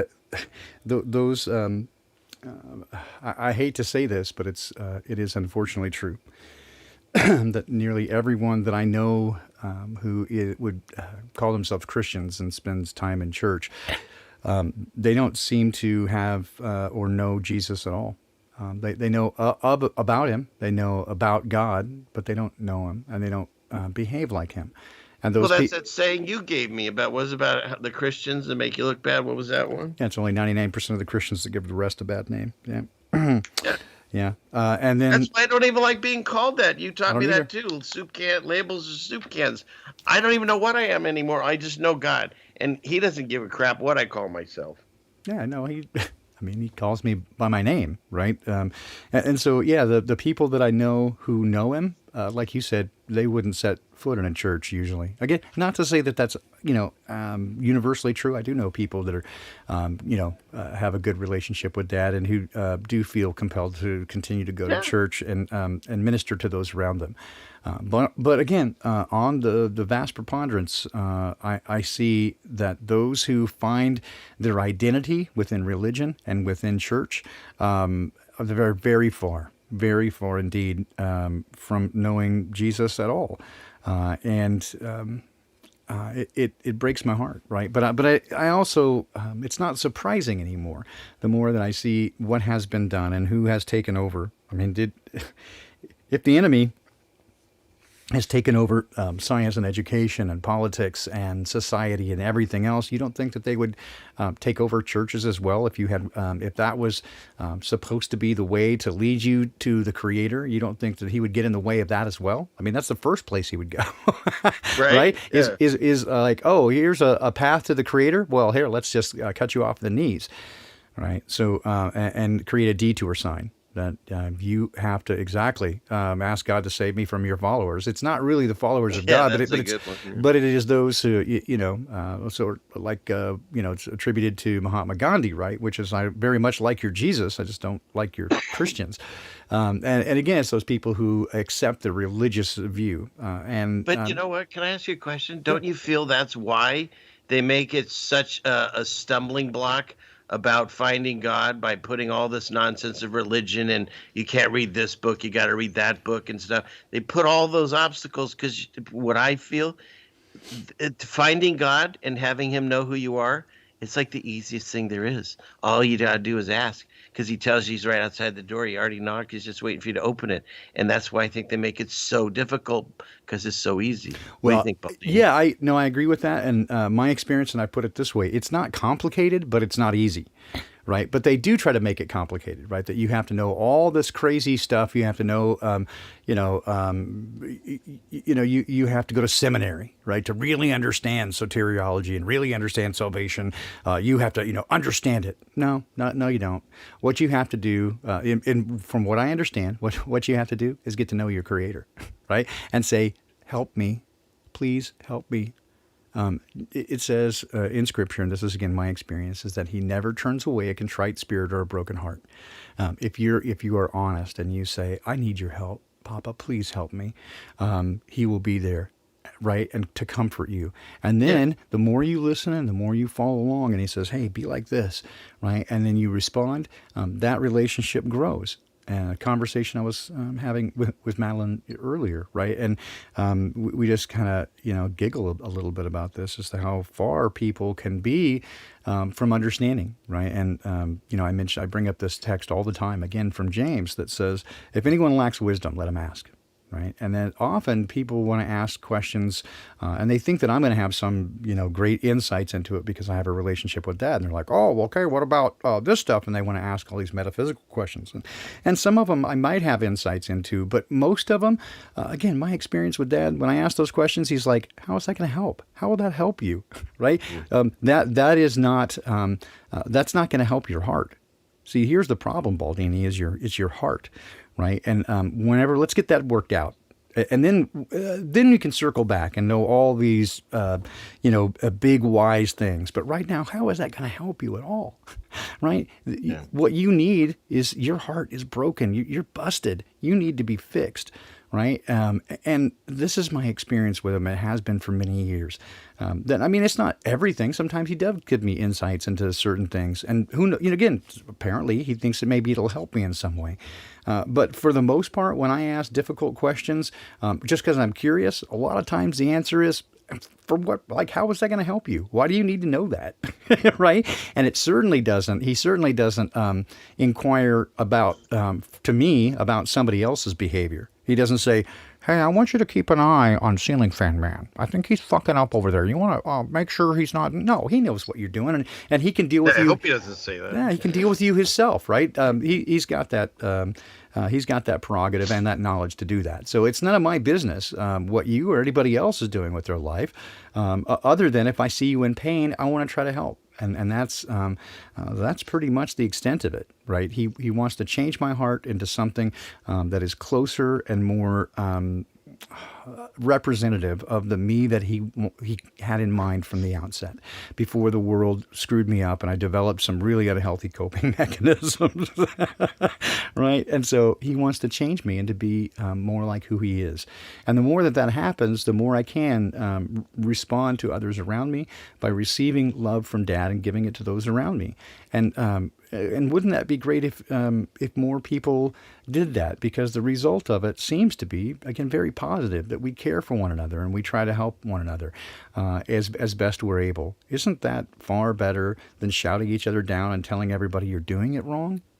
Yeah, that's why I can't get over. It's like all we're saying is that's our message. And people get hung up. Well, I don't believe in the Bible. I don't believe in Jesus. Fine. I tell them, it doesn't bother me. It's okay. You can find God without that. You can always talk to him about those questions. And once you've made your relationship, I guarantee you he'll straighten that out, because there's no man that'll be able to explain it to you, but God can. So that's an easy one, what I try to tell people. Don't get hung up on that part.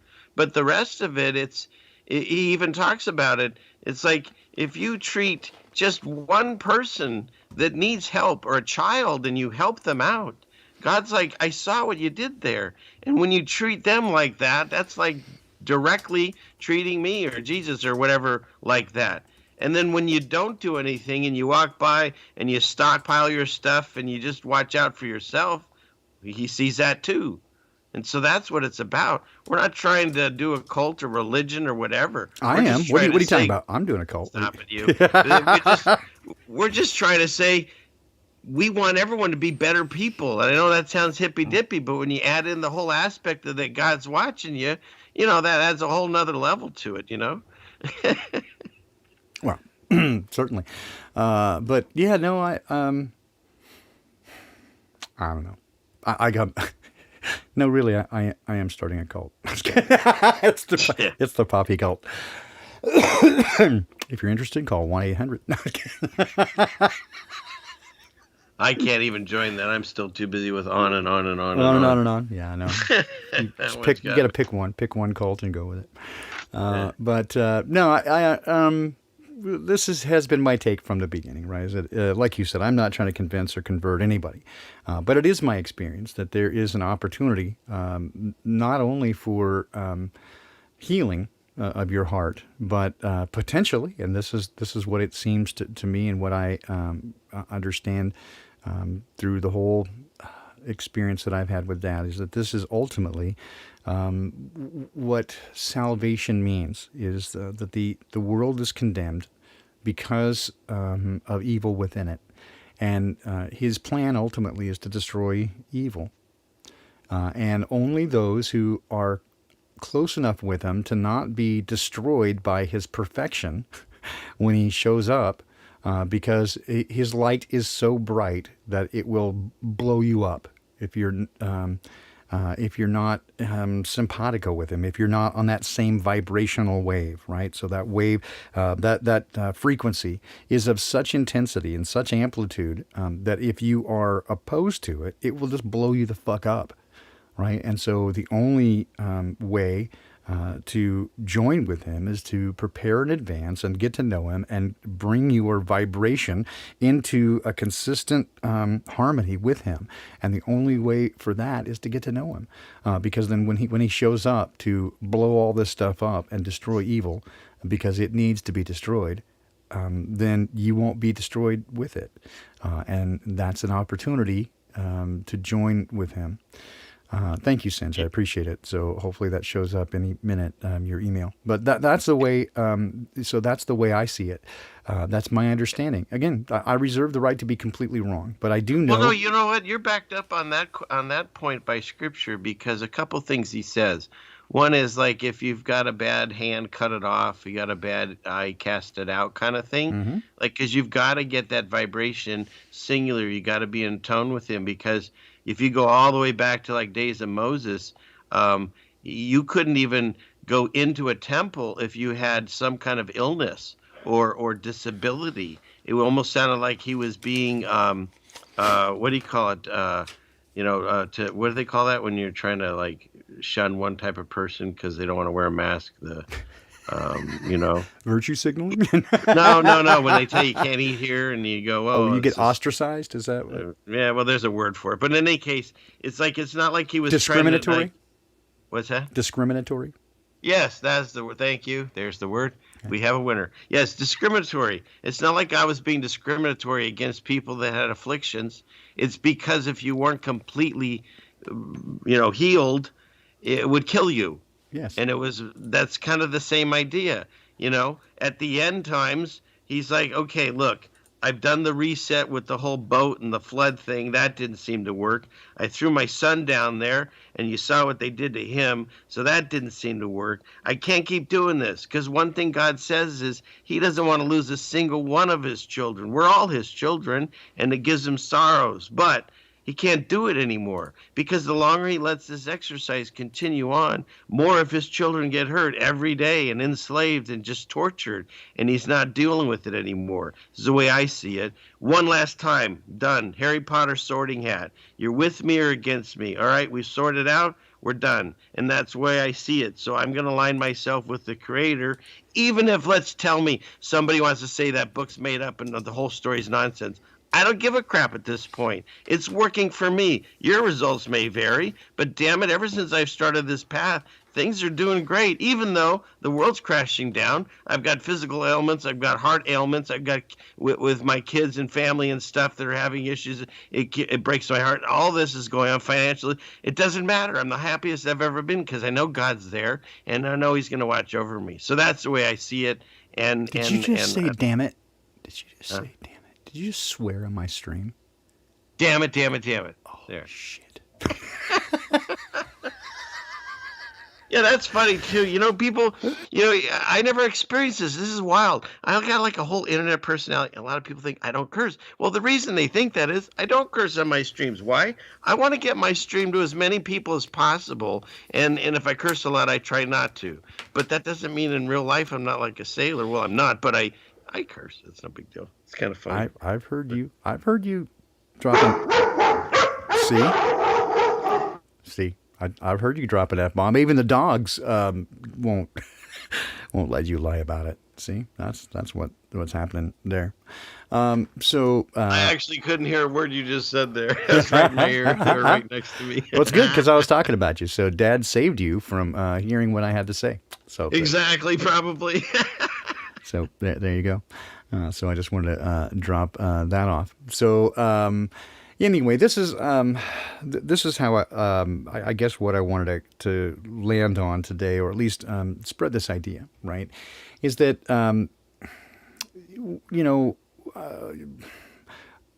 those who come here, right, have a lot of different ways of looking at things, and I'm down with that. I appreciate that. I appreciate different ways of looking at things. I think I less appreciate those who take the things that I say and then want to, pick them apart and fight against them. It's like if that doesn't appeal to you, that's okay. That's okay. But why do you feel it necessary to spend an entire stream saying something different? Your scriptures. I know what. I get it. They're gonna call you out because you're speaking about God. So they have to do that to you. And Satan's got minions out here that are awake too, and he just throws them at you. They're irrelevant. Yeah, I find it humorous. I get humorous. I don't know. It's I don't even know what to say about it. It's kind of remarkable because there's a couple of them are actually people that they're not typical trolls. They're people that otherwise I like, but they get really bent if they feel like I'm, teaching something that's different from what they think. And it's like, how am I teaching? I'm just expressing my experience. I'm expressing my views. How is that any danger, right, to anybody other than me just saying, hey, this is what I see. And these are the things that I find helpful. Maybe you'll find that helpful too. It's pretty remarkable. And so just let that, I don't know, let it be what it is. If people feel the necessity to say, "Oh, I heard him do a stream, so now I'm going to do a different stream that says that's all bullshit." Everything that guy just said is bullshit.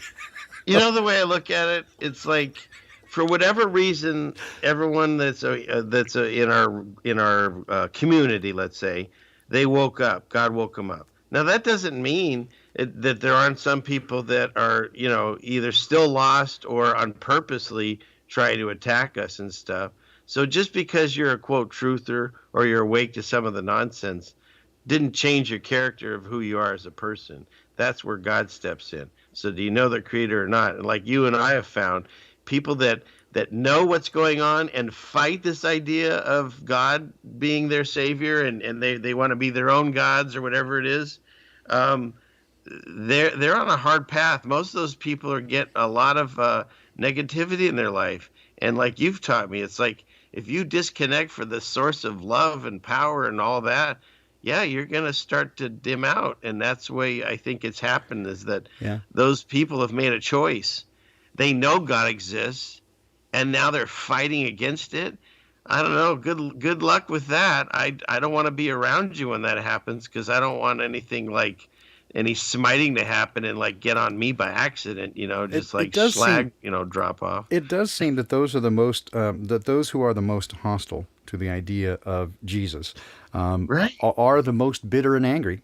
And a couple of them I've even spoken to, and I said, I'm really, I'm sorry for whoever hurt you, that made you, and they got really mad and said, I'm not hurt, I'm not angry. Okay, okay, no problem. What is it? Hurt people, Hurt hurt people, people. yeah, exactly. And those who do not heal their wounds are inevitably going to bleed on those who did not cut them. That is some truisms. So again, I'm not taking on anybody, and of course, I'm not going to name anybody by name because it's just I don't think that's not my point. But I do find it somewhat remarkable that anybody finds me a threat, right? I mean, man, I'm just a guy. Right, I'm just a guy who loves my Creator, and I do so because it's in response. It's not because of anything that I did or anything special about me. The Creator just wouldn't leave me alone until I finally went, okay, Dad, what do you want? Right, and I was like, I don't want to be Ned Flanders, man. I don't want to be that guy. And as it turned out, he didn't want me to be that either. That's not who he made me to be. He made me to be me, and I just respond in love and gratitude because he loves me and he changed my heart and he turned me into somebody that I'm less ashamed of. I don't want to say proud of, but I'm less ashamed of the person that I am after allowing him to remove the parts that he didn't create. And this is something that he told me. Gosh, it's been about 20 years ago now. That really stuck. Which he said, the reason, all I'm trying to do is to remove the parts of you that I didn't make, and all those parts of you, the self-made man that I didn't make, I can't use that. It's of no value to me. I didn't make it, and the only reason that this process hurts is because you don't want to let go. So I was like, oh man, but he's right. He's right, and so that was immensely helpful. As was a number of years later, right? I was praying, and I said, it's probably typical Christian thing, right? Of like, God, just teach me to love you more. I just want to love you with all my heart.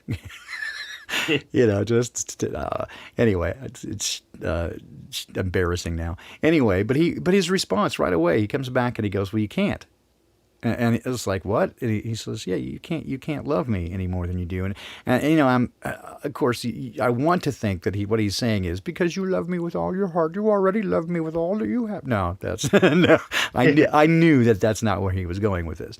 But he says very clearly, he said, the reason that you can't love me anymore is because you see, you expect that I'm going to abandon you. That's all that you know of love to this point, is that someone will leave you and abandon you, and you believe that I will, and so you're constantly waiting for the other shoe to drop. You're always waiting for me to leave you, and I promise you I won't leave you. And until you can get over that, we can't go any further until you can understand that I'm not going to leave you ever. And that took time, right? That was painful, just to hear those words. It was painful. Again, Well, you want to hear from the other side? I'm actually I'm not supposed to feel these things, envious, jealousy, whatever. But I didn't hear those words, and I'm still struggling with that. So the fact that you actually heard those words is awesome, and I think I'll ask him, hey, you talked to Baldini, will you tell me too? But you know what I mean? It's like, that's a struggle. As much as I feel I'm doing, and I'm still like, shit. Well, and how's he doing this morning? Does he still like what I did yesterday? You know what I mean? And it's like, I've had many people ask me about that too, right? It's like, oh, well, God talks to you, right? Oh, you must be special. I'm like, well, you know what? Maybe not. Maybe it's because I'm too retarded. Maybe it takes him. You're very special. Yeah, right. Maybe exactly. Maybe I'm just too dumb to get it without him like just going, dude, listen to me. See, and that makes me feel better too, because I always talk to God and say, okay, when you answer me on this one, treat me like I'm like a 6-year-old, because I need real, like, show me like a burning bush or something so I get it. I'm doing the right thing. Yeah. And he doesn't do that for me because maybe he thinks I'm smart. Yeah, maybe he thinks you're smarter, right? You can get it without having to be hit over the head with a brick a few times, right? So that's what it seems to me, right? It's like I'm just so hard-headed that he's got to be very direct with me and just say, dude, what is wrong with you? You know what? Totally. What's your problem? And so again, I don't know. I mean, again, I've never claimed to be anything special or different or anything. All I can do is say these are these are my actual experiences. This Well, is the you know what? I know you're coughing, so I'll yep. jump in. What I find is like when I talk to him, there are times he answers me immediately with not necessarily a voice, but an action. Something happens, and I know he was listening. It just happened the other day. We were looking for something, and it's a whole thing. I don't want to go into it now, but it was found in a really weird way of finding it. In any case, the when I talk to him, a lot of times it's sort of a one-way conversation, and I hope that he got cell service and he heard me. But what I did learn in my spiritual path, I found this is that if you act like if you do the deeds of a righteous person, okay, not act like one, if you truly are in a position of truth, righteousness, and you ask for something in prayer that is within his will, within his law. I think there's a third one, so maybe somebody knows it. But if it's within those parameters, it's not like he'll think about it. It says you'll get it. It says he'll do it. Now, it doesn't necessarily mean in the timeline that you're familiar with. I found that out. Sometimes it does happen, but I was like, wow, that took a while. But then you also have to be careful with that. And I found this out recently. There was a short story I read called The Monkey's Paw. And it was about this old couple, and they got this monkey's paw. They granted them, I think it was 2 wishes, or 3 wishes. And the first one, they did something stupid just to see if it worked, and it did. And then the second one, they had a son that got killed in the war, and they asked for him to come back.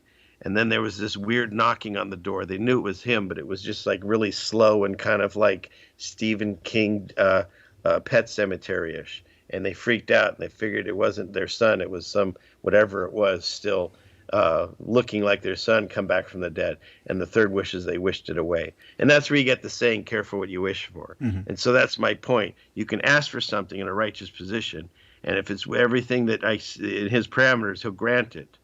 But be careful, because it might not be granted in the way that you were thinking. Now, I had a scenario where I did that and something happened, and it wasn't the way I wanted it to happen.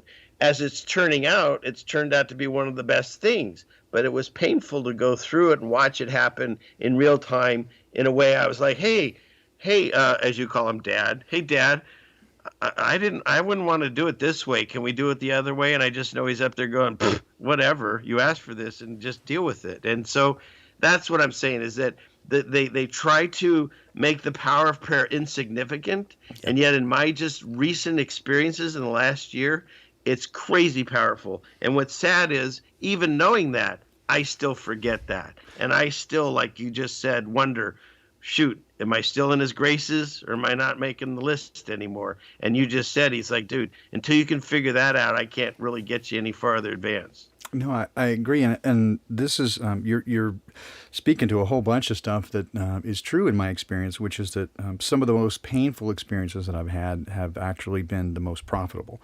I wouldn't want that again, and I wouldn't want it for anybody else. But the truth is that some of the most immensely painful experiences of my life have been the most valuable learning experiences, and the biggest growth potential. To where now I even say, that's what causes growth is shit. It's fertilizer, right? So the more shit you have to go through, the more growth you experience. And unfortunately, Like that does seem to Make be. that a tweet, hon. Did you hear that one? She's listening. She does Baldini tweets. Yeah, right. Baldini quotes. But that does seem to be the case. And yeah, the movie Bedazzled, yeah, I've watched that a couple of times, right? That nothing ever comes out the way you anticipate when you ask, when you try to circumvent the rules, right? Or we try to get those special gifts. I think that that same thing is true with those who try magic, right? There's a whole movie about putting those little rhinestones on clothes. No, it's not. No, it's not that. It's Brendan Fraser called Bedazzled. Yeah, I know. Go on. Keep going. no, it's all right. Comedy. But yes, no, it's. I mean, bad comedy, right? But What? no. But here's the thing, right? Is that these are my experiences that that Dad does love us, and he never said it was going to be easy. In fact, he said, "In this world, you'll have trouble, and that you will have a very difficult time." In fact, I was just going to read this before we close, but I'll put it here now, which is Matthew 24. He said, "You'll be handed over and persecuted and put to death, and you'll be hated by all nations because of me. And at that time, many will turn away from the faith, and they'll betray and hate each other." Right? And these are people, it didn't say that never had it, people that had the faith. They had faith and they left it. And they'll betray one another and hate each other. And many false prophets will appear and deceive many people. And because of the increase of wickedness, the love of most will grow cold. But the one who stands firm to the end will be saved. Right? And so he says that over and over in Revelation, right, is that he who endures to the end, right, will be saved. So endure to the end. It is this patience. And again, it tells us very clearly that patience brings us discipline, right? And that discipline over time allows us to have the kind of trust in Dad. And overall, this is what I've come to, right, is that learning that Dad can be trusted and learning that he's good has been the biggest, most powerful lesson to me of all time. Is that it doesn't matter what the circumstances are, because I always want to know, right? I always want to know what the scoop is and help me understand. And often he doesn't tell me the answer, and I don't understand. But ultimately, what I've learned is that he's good and I can trust him. And so whatever the circumstances are, I don't have to know the circumstances to know that I can trust him and that he's good. And so that if I rely on him in all things, that it's going to be okay, right? Ultimately, it's going to be okay, to where I've come to this place where I can say with all confidence, though he slay me, yet I will trust him, because I know that he's good, right? It doesn't matter. And so I take this... I go all the way back to the tree of knowledge of good and evil. That ultimately, again, I think the sin there is putting ourselves in a position of no longer trusting Dad, to say we want to be like God. We want to know what is right and wrong, and we get to be the judge. And I give that back to him. And so I say, I don't know the answer, but I know you do, and I trust you in that. And that I know you're good. I know no matter what, you're good, and I can trust you.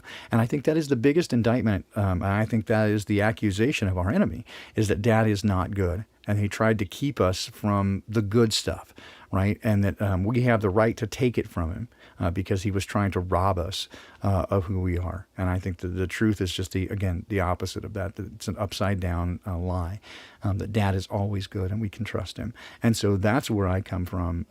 But I don't think I can convince anybody of that. I think all I can do is say, you got to find out for yourself. You have to get in that relationship with him yourself and go through these things. And this is the concern for me with people who are new to a relationship with the Creator, is that they just simply won't have the time to develop that kind of trust over time to know that he is good. Now, again, supernatural things happen. Paul was Saul. He was persecuting and killing Christians when Jesus showed up and said, "Hey, what are you doing? Why are you persecuting me?" And turned him over in an instant. Those things do happen, but it's uncommon.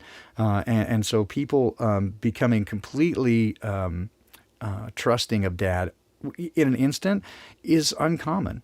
I do think it's more common to spend time with him over time and to learn that you can trust him in all things. But that is again my experience, and I can't convince you of that. And it's not even I wouldn't even try, because then you'd have to trust in my experience, and I don't want that for you. Right? I want you to develop your own relationship with him. And just as, it's a relationship. How can I give my relationship to you? That doesn't make any sense. How could I encourage you to have my relationship? That's weird. Right? But I do encourage, though, people to have their own relationship in the same way I encourage Ceiling Fan Man to have his relationship with Dad, the same way I encourage you to have your relationship with Dad.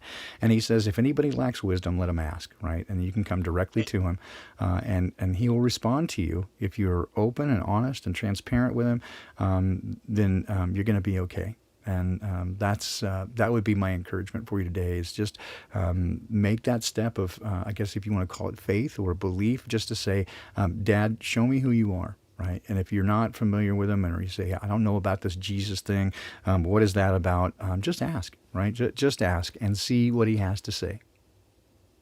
Yeah, because that's the thing. It's like, None of us know anything. I'm not a teacher. I'm not a pastor. I'm none of that. I'm just a dude who woke up to the nonsense of the world and decided to start saying, this is my experiences. This is what I see. And I feel compelled by God to make sure that everyone hears it, whoever wants to listen. Like he says, those are eyes to see and ears to hear. But it's like, I started, there are some people in my family. So I have a son, and he's listening. He doesn't believe in really anything. He just loves me, but he doesn't believe really any of the things I do. But he's listening. And so he asked me this question. He's like, okay, if you have this all-loving God, why does a little child, die? And I told him, you know what? I'm brand new at this. Give me some time. I don't have an answer, and I'll see what I can come up with. And when I did my looking into this and whatever, my answer was this. My answer was, God knows when that baby's born, sees its entire life. Maybe it's such a beautiful, amazing, beautiful spirit that was born, and then he saw it's going to just go through an entire life of misery and pain and suffering, and so he brought him home closer to him faster. That's another way of looking at it. And I told him before I told him that, you're not going to like my answer because it's kind of real hippy-dippy and dance around it. But at the end of the day, none of us know. We can only guess. It's like read the chapter of Job. If you haven't read it, it's a fascinating chapter. But there's some guys that just hang around and describe why they think God's doing this or that. And at the end of the day, none of us really know. So all we can do is, like you say, you put the trust and the faith in him. That's why it blows me away. And I know that's why the Muslims love Abraham so much, is he was God's favorite. That's why he said you're going to have all the children, as many stars in the earth, because God would say, hey, Abraham, I need you to do that. Okay.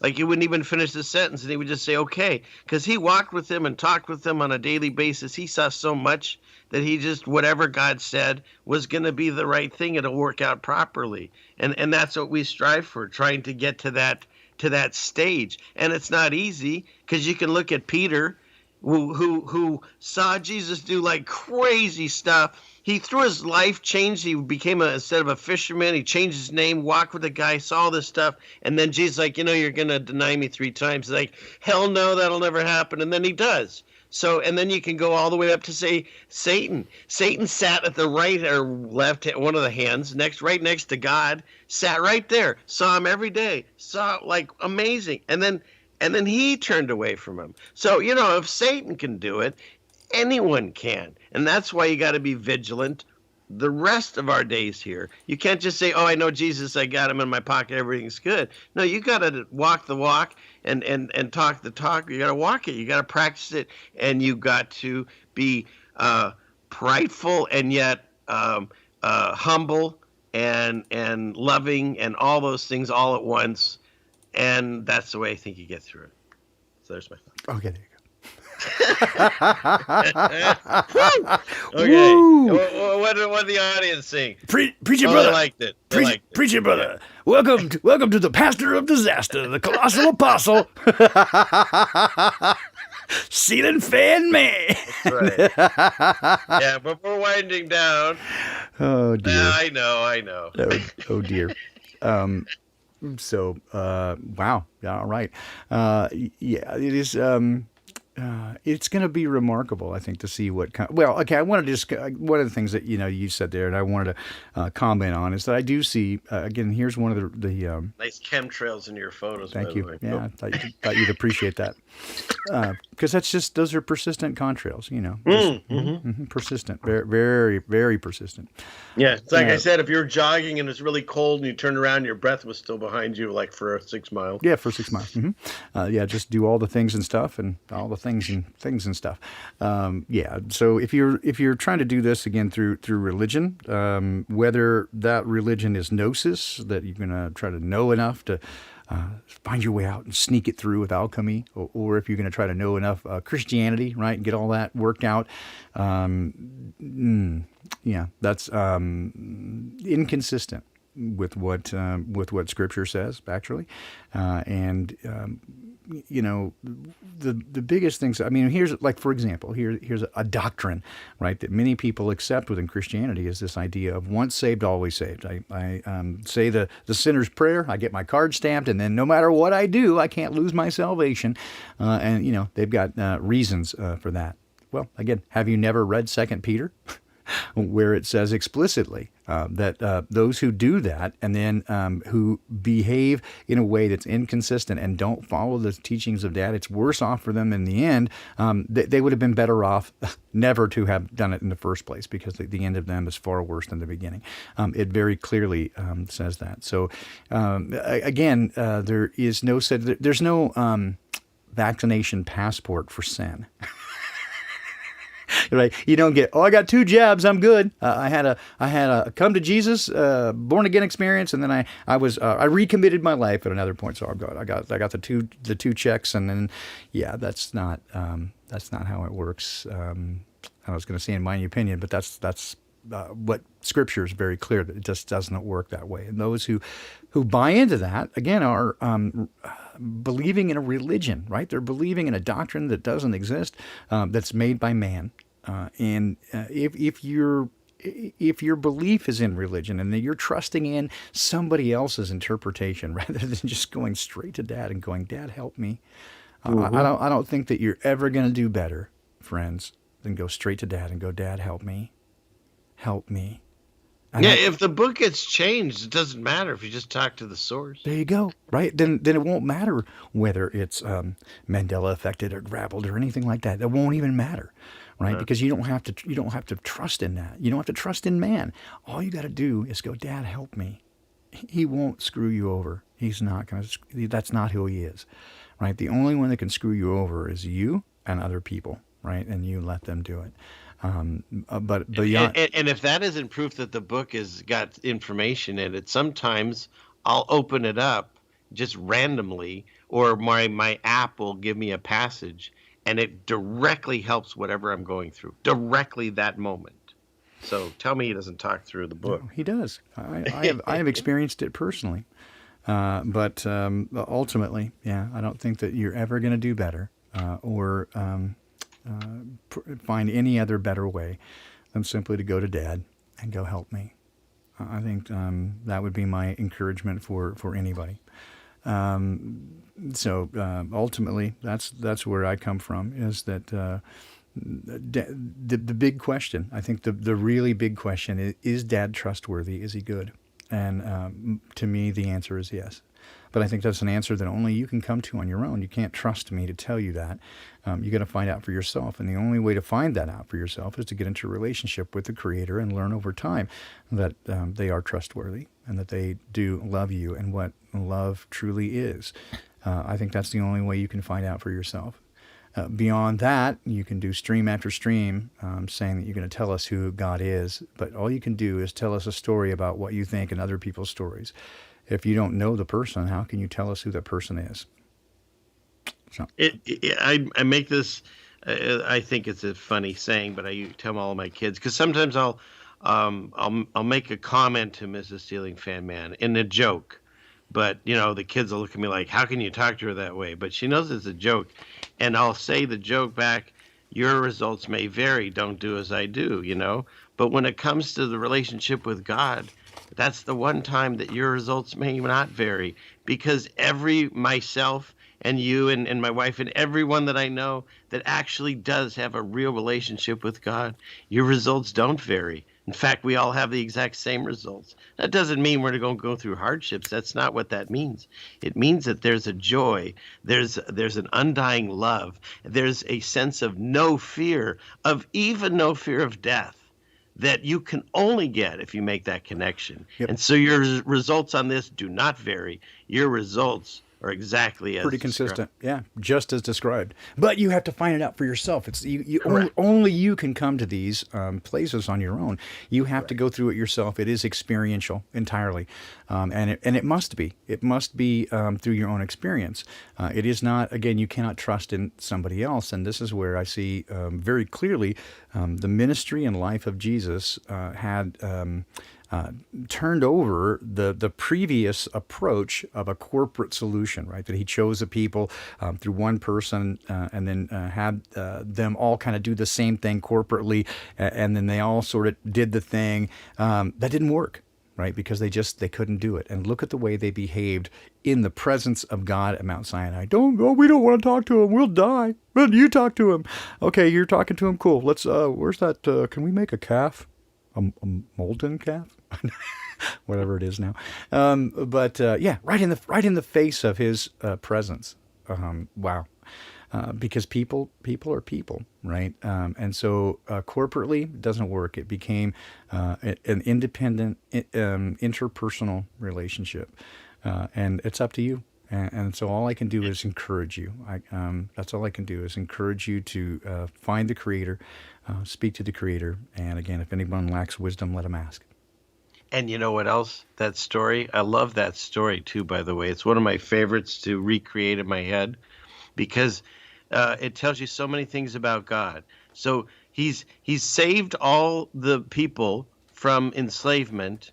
He's fed them and gave them water whenever they bitch, because that's all they did was bitch, constantly. And then he's like, okay, Moses, come on up here. We need to discuss on how these people are going to live the rest of their lives. And he goes up there, and while he's up there, what do? Like you say, they make the golden molten, whatever you call it, calf now. And God's up there talking to Moses and inking out the end of the Ten Commandments. And he looks down, and he honestly says in the book, I mean, I'm paraphrasing, it's like, oh my God, screw these people. I'm going to go kill them all. I'm fed up with them. And the story goes, Moses is like, hey, dude, stop, wait. You got to, if you bring them all the way out in the desert and then just kill them all right now, no one's going to listen to you anymore. Like, don't kill them. And so he says, okay, fine, because he's slow to anger, but he's also very forgiving. So he said, get down there and shape up your people.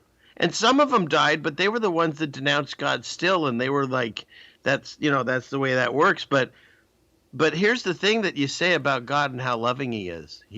You need to fear him, yeah, but guess what he did with Aaron? Aaron was the one that took all of the jewelry and commissioned to have the golden calf made. Aaron, the guy that walked with Moses, his brother, the one that was in front of Pharaoh mostly because Moses wasn't a good speaker, that guy makes the molten calf. And what does God do? He wants to kill him too. And Moses is like, please don't kill him. He's a good guy. And he spares his life. And Aaron goes on to live a lot of years. So there's your spiteful, angry God. No, he's a loving God. He's a forgiving God. But let's not test him and just, listen to him. There you go. I will again leave you with, let's see, this, James 1:5. If anyone lacks wisdom, you should ask God, who gives generously to all without finding fault, and it will be given to you. So just go ask, right? He's a good dad. That's my experience. I think you will find the same. Thanks for everybody for joining us today. It's a pleasure, as always, to have you with us. Ceiling Fan Man, it's always a joy to spend time with you. And I wish that it could be, of course, in person, but circumstances being as they are, we had to do it virtually, but we'll get there. This time... Thanks for having me again, man. It's always a pleasure. This time when I call you this week, answer the phone. What? Yeah. No, it was a pleasure. Thanks for having me. I always enjoy our conversations. And to everyone in the chat, thanks for listening to my ramblings. I love you guys, and I hope everyone's doing well. God bless you. I know that everyone loves you too, unless they're weird or just mean. And there's some of those people, but no, I hope to get together soon, because I do want to talk about trying to do a Flatober West sort of thing, a West Coast meetup. I know Dottie's trying to put something together, so we're going to try to get together with her. I've got some commitments from a few other folks. I'm trying to do some musical things and that sort of stuff. Just the opportunity for people to get together and share with one another the beauty and the love that occurs whenever like-minded people get together and hang out together. It is remarkable, and I can't wait to do it again.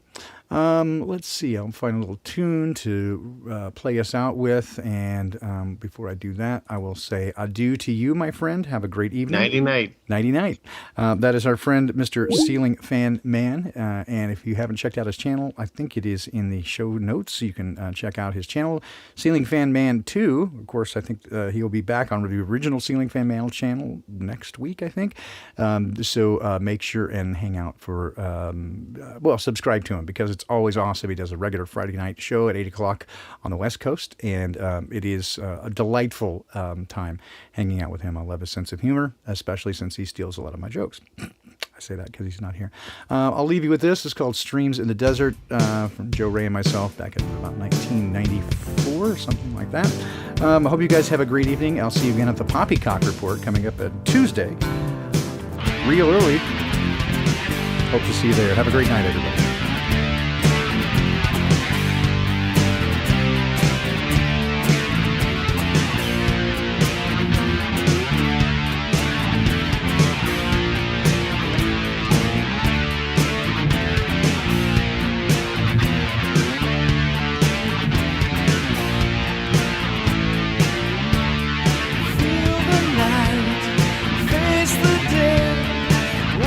Starlight slip away. Trust the light. Pray for dawn. In the morning, see the sun. I cross the desert to find the well was dry. I closed my eyes, found a river inside. That flows to the end of time.